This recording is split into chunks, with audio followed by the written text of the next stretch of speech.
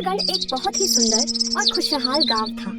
गांव की सुंदरता देखते आंखें नहीं थकती थी। गांव में सभी लोग एक दूसरे से मिलजुल कर रहा करते थे। इस गांव में भोला अपनी पत्नी और एक 9 वर्ष के बेटे के साथ रहा करता था। भोला खेती करता, जिससे कि उनका गुजारा हो रहा था। अरे शांति, जल्दी से खाना बांध दो। मुझे खेत पर जाने के लिए ऐसे भी देर हो रही है। और राहुल अभी सोकर उठा है या नहीं? शांति एक पोटली में खाना लेकर जल्दी से भोला के पास आती है। ये लीजिए, आज मैंने आपकी मनपसंद गोभी की सब्जी रखी है। अब न कहना कि तुम मेरे पसंद की चीज नहीं बनाती हो।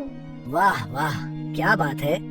गोभी की सब्जी की सुगंध तो बहुत ही अच्छी आ रही है। चलो ठीक है, अब मैं चलता हूँ। मुझे वैसे भी काफी देर हो चुकी है। इसके बाद भोला कुदाल लेकर अपने खेत की ओर निकल जाता है। रास्ते में भोला को उसके 2 दोस्त शंकर और संतोष मिल जाते हैं। अरे भोला भाई, आज खेत पर जाने के लिए काफी देर हो गई। क्या बात है, आज भाभी ने खाना देर से बनाया था क्या? हाँ भाई, तुम बिल्कुल सही समझे। लेकिन तुम दोनों यहाँ पर खड़े होकर क्या चर्चा कर रहे हो? तुम्हें आज काम पर नहीं जाना है क्या? नहीं नहीं, ऐसी कोई बात नहीं है। हमें काम पर जाना है, लेकिन इस बार गांव में जोड़ों की ठंड पड़ने वाली है, तो हम दोनों बस उसी पर चर्चा कर रहे थे। ठंड तो हर साल गिरती है, तो इस बार इतना चिंता करने वाली कौन सी बात है? कहीं तुम दोनों इस बात के लिए चिंता तो नहीं कर रहे हो कि तुम्हें ठंड में नहाना पड़ेगा? यह बोलकर भोला जोर जोर से हंसने लग जाता है।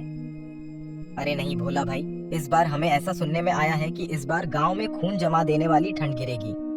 तुम्हें तो पता ही होगा, पिछले वर्ष ठंड के कारण गांव से 6 लोगों की मृत्यु हो गई थी, और इस बार तो पिछली बार से भी ज्यादा ठंड गिरने वाली है, तो पता नहीं क्या होगा। हाँ, और हमारे पास इतने पैसे भी नहीं है कि हम मोटे मोटे कंबल और रजाई खरीद सके। मुझे तो बस अपने परिवार की चिंता है। पिछली सर्दी हमने बहुत ही मुश्किल से बिताया था। पता नहीं इस बार क्या होगा। मुझे तो अभी से ही बहुत डर लग रहा है। अच्छा, तो ऐसी बात है। अभी तो इस समस्या का समाधान मुझे भी नहीं पता है, लेकिन हम इसके बारे में सोचेंगे। अभी मैं खेत पर चलता हूँ, मुझे बहुत ही काम है और मुझे पहले से ही काफी देर हो चुकी है। इतना बोलकर भोला खेत की ओर निकल जाता है। भोला खेतों में काम कर रहा था, तभी उसे ठंड से बचने और बहुत सारा पैसा कमाने की एक तरकीब दिखाई देती है। इस बार बहुत ज्यादा ठंड गिरने वाली है। सारे गांव का हाल बेहाल हो जाएगा। क्यों ना मैं जंगल से लकड़ियां काटकर जमा कर लूं, और जब कड़ाके की सर्दी गिरेगी तो मैं उन्हें अच्छी कीमतों पर बेचूंगा। और अगर मेरा यह उपाय सफल हुआ तो मेरे पास बहुत सारा धन इकट्ठा हो जाएगा, और फिर शायद मेरी गरीबी के दिन भी खत्म हो जाए। फिर भोला कुदाल लेकर घर की ओर निकल जाता है। कुछ देर बाद भोला घर पहुंच जाता है। अजी, क्या बात है, आज आप खेत से बहुत जल्दी लौट आए। कोई समस्या है क्या, या फिर आपकी तबीयत ठीक नहीं है? अरे नहीं भाग्यवान, मैं जब खेत पर जा रहा था तब शंकर और संतोष से मेरी मुलाकात हुई।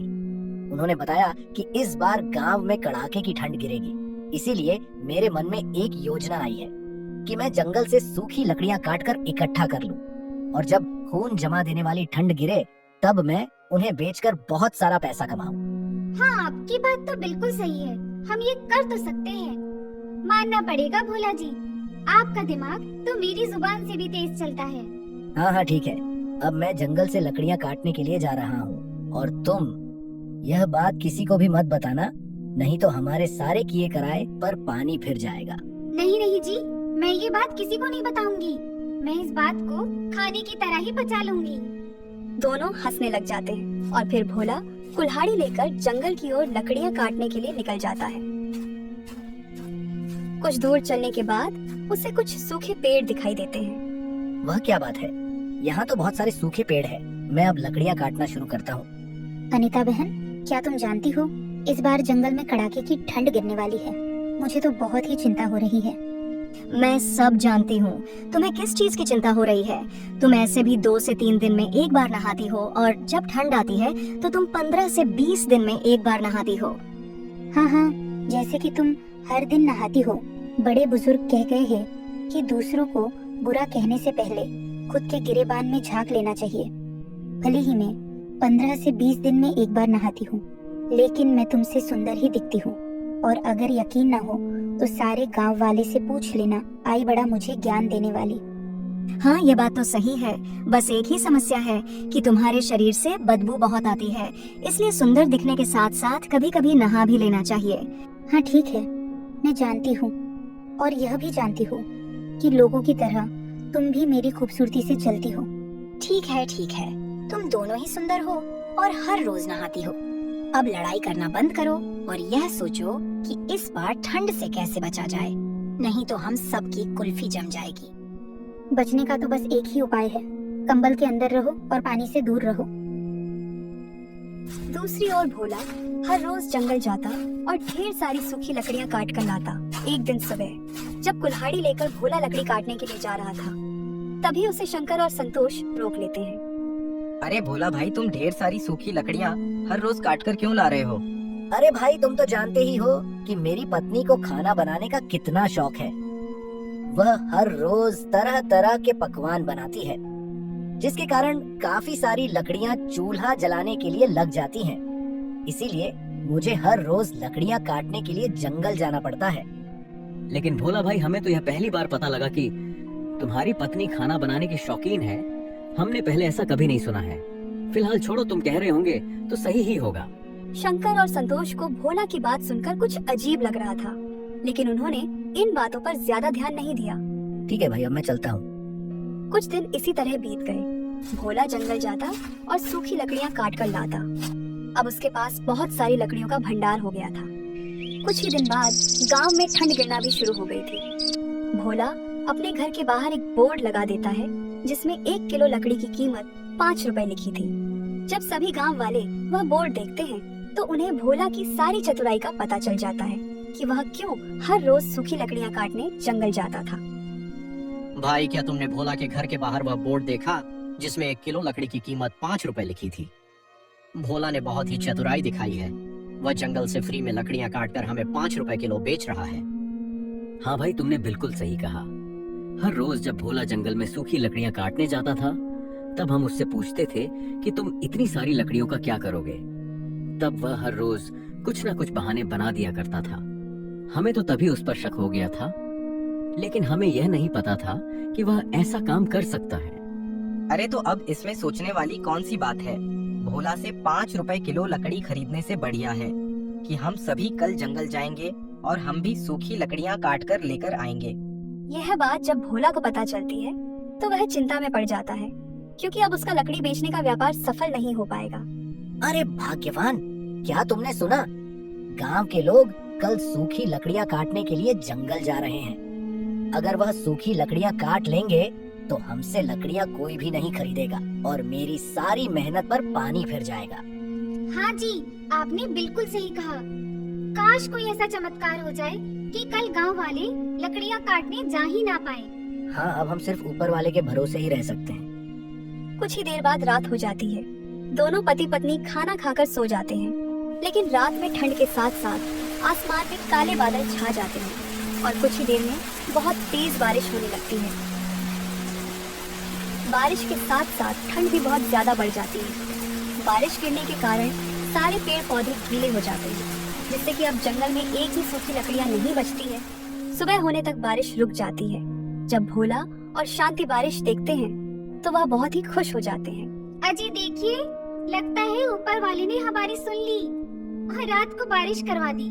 अब सारे पेड़ पौधे गीले हो गए होंगे और अब तो सूखी लकड़ियां भी जलने लायक नहीं रही होंगी। हाँ, तुमने बिल्कुल सही कहा। गांव वालों ने अपने आप को बहुत ही बुद्धिमान समझा था, लेकिन उनकी सारी बुद्धिमानी धूल में मिलकर रह गई। और अब मैं लकड़ियाँ 5 रुपए किलो बेचने की बजाय 10 रुपए किलो बेचूंगा। नहीं नहीं, आप 5 रुपए किलो ही लकड़ियाँ बेचो। अगर हम 10 रुपए किलो लकड़ियाँ बेचेंगे तो ये सीधे सीधे लोगों को लूटना हो जाएगा।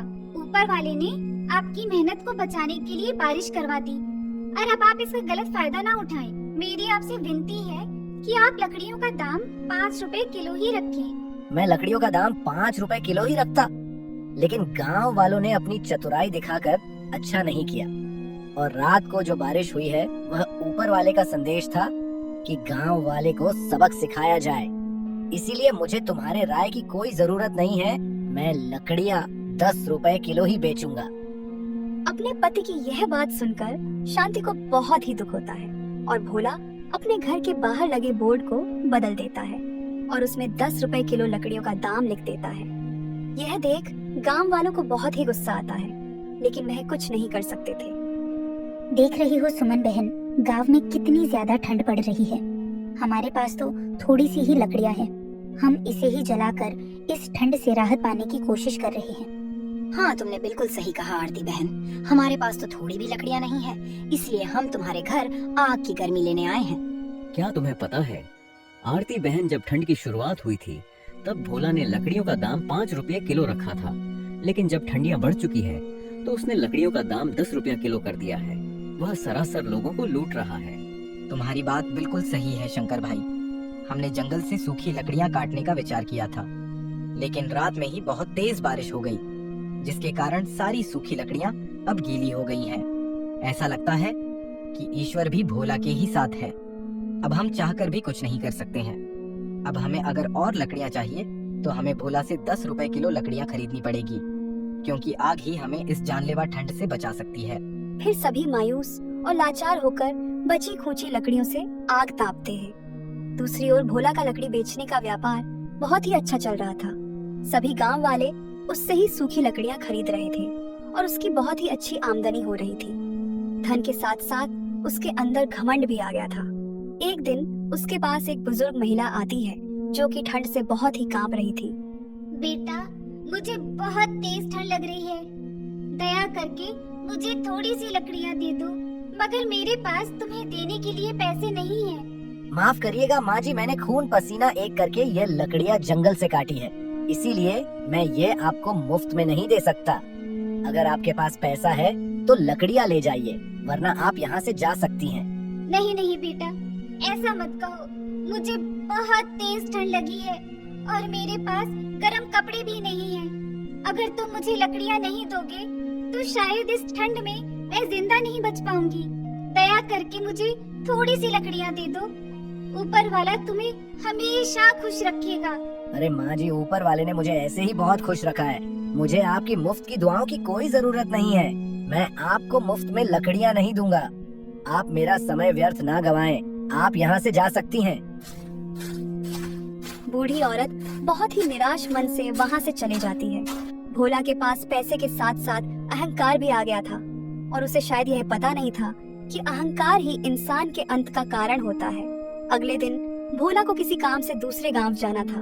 अगली सुबह भोला शांति से कहता है, मेरी बातों को ध्यान से सुनो। मैं किसी जरूरी काम से दूसरे गांव जा रहा हूँ। लकड़ी बेचने का काम तुम आज के लिए संभाल लेना, और याद रहे किसी को भी मुफ्त में एक भी लकड़ी का टुकड़ा मत देना। आप लोगों पर इतना अत्याचार कर रहे हैं, मुझे ये बिल्कुल भी सही नहीं लग रहा है। अभी भी मौका है, हमें पैसे कमाने के साथ साथ दुआएं भी कमानी चाहिए। आप मेरी बात को मान लीजिए और लकड़ियों की कीमत कम कर दीजिए, ताकि सभी इस जानलेवा ठंड से बच सके और हमारा भी थोड़ा मुनाफा हो जाए। अब मेरे दिन इतने भी कमजोर नहीं हैं कि मैं तुम्हारी बातें सुनूं। मैं जितना बोलता हूँ बस तुम उतना ही करो। तुम्हें अपना दिमाग चलाने की कोई जरूरत नहीं है, नहीं तो अच्छा नहीं होगा। अपने पति की ऐसी कड़वी और क्रोधजनक बातें सुनकर शांति इसके आगे कुछ भी नहीं बोल पाती है, लेकिन वह मन ही मन यह समझ जाती है कि विनाश की घड़ी नजदीक है। इसके बाद भोला दूसरे गांव की ओर निकल जाता है। घर में अब सिर्फ भोला की पत्नी और उसका 9 साल का एक बेटा ही था। शांति घर के बाहर बैठकर आग ताप रही थी और उसका बेटा राहुल घर के अंदर खेल रहा था। राहुल को बहुत ही ठंड लग रही थी और राहुल अभी बहुत ही नादान था। मुझे कितनी ठंड लग रही है। माँ तो बाहर आग की गर्मी ले रही है। यहाँ जो पिताजी ने सूखी लकड़ियाँ रखी है, मैं भी उसमें आग लगाकर आग ताप लेता हूँ। राहुल बहुत ही नादान था। वह यह नहीं जानता था कि एक लकड़ी में आग लगाने से सारी लकड़ियाँ जल जाएगी। राहुल एक लकड़ी में आग लगा देता है। लकड़ियाँ सूखी थी, इसलिए तुरंत ही सारी लकड़ियों में आग लग जाती है। देखते ही देखते उनका घर जलने लग जाता है। शांति बाहर खड़े होकर रोते हुए सिर्फ तमाशा देखते रह जाती है, क्योंकि घर के अंदर जाने का कोई भी रास्ता नहीं था।